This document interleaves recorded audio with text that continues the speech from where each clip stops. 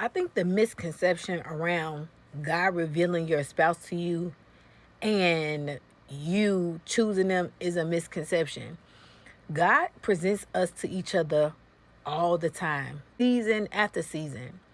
It is our choice to come into His will for our life.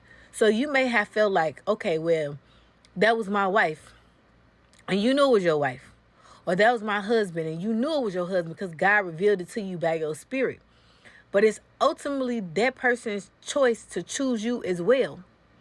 And I think that we have had a misconception around that because it's like, oh, God revealed. We always hear those stories. God revealed my husband, my wife, and those people actually came into agreement.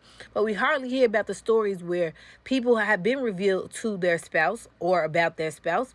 And they was like, they let intimidation, fear, their list, the person's outer appearance, let these things get in the way of actually seeing people for who God has presented them to be. And then, I mean, you can't fault them. We have so many competing factors with the Spirit of the Lord when it comes to what we see in our eye gates, what we hear, what we discern. And I think that a lot of that plays a factor in the waiting season, how long you waited, and things like that. Because if God presented somebody to you and said, this your wife or your husband, and that person did not choose you, you got to wait a little longer because now he got to go find somebody else suitable, you know? So when they say, oh, this is my soulmate, I believe in one soulmate. I used to believe that. I don't believe that no more.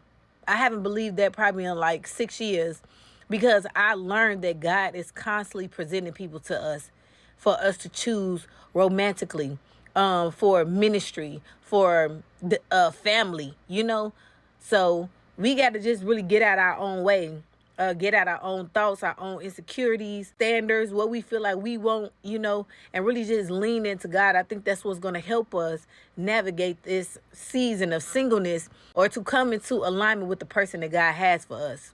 We have to see them the way God see them.